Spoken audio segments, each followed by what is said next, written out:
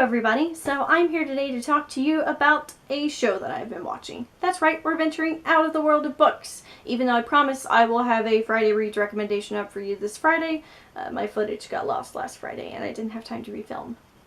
But let's jump right into this, shall we? So I have been watching for the past season, and the second season is on now, but I kind of wanted to form an opinion before I talk to you guys about it. I've been watching Married at First Sight. Now, if you haven't seen the show, the premise is basically exactly what the title says. Two people have never met, they get married at first sight. They're matched up by four experts who kind of discover if they're going to work a little bit based on, like, if they're spiritually compatible, sexually compatible, if their personalities match, if their backgrounds match a little bit. And it has a lot to do with, like, what the person is looking for in a relationship, but also who the person is and how that's going to interact with another human being. Since all of the components are human, there's a lot of margin for error, and that's kind of what makes the show interesting. It's not just, are these people going to work to make a relationship? Are they going to compromise? Are they going to figure out all of this crazy stuff all at once? Like, you're gonna get married, go on a honeymoon, and then immediately have to figure out where you're living? That's just crazy. But the reason I keep watching is because these are, like, people with flaws, and none of them are afraid to show their flaws, from the experts all the way down. The experts are just as worried about their credibility and if they really made the right decision in matching these people up as the people who are getting married are worried about if the experts knew what they were talking about and if they can really make a relationship with this person work.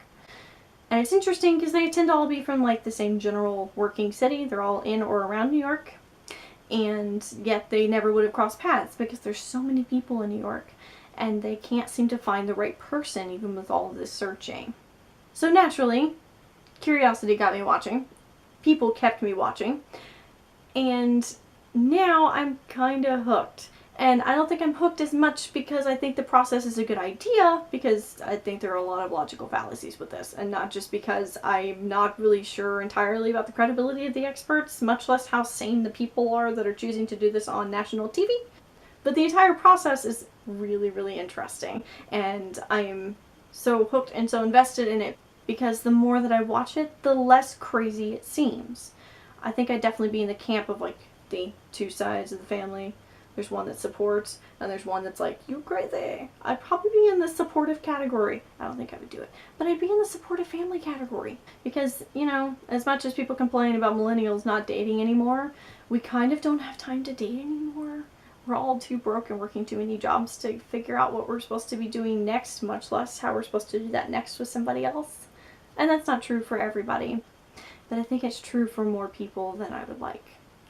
And so if this is how they're going to do it, that's cool. Go for it. But my point is, have you started watching this show? I don't know that I'm going to recommend that you do, but if you have, I really want to, like, discuss things with you. So leave stuff down in the comments if you think it's a terrible idea or not. I know it harkens back a little bit to the idea of arranged marriages, so if you want to talk about that, that's cool.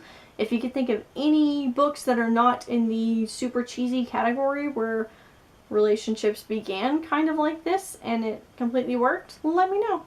I can only think of romance novels off the top of my head that were really strangely crafted. So if you have a good romance novel that did that, that would be okay. Or any other one for that matter. I'm not picky about this.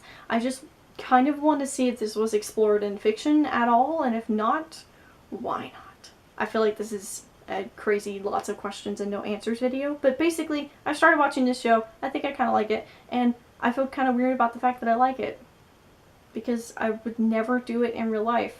And I know that's true of a lot of reality shows people watch, like they probably wouldn't go on Survivor but they like to watch it, you know?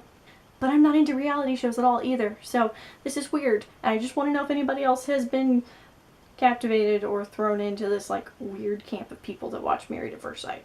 I will see you on Friday with another recommendation video. And until then, I hope you have a really great week.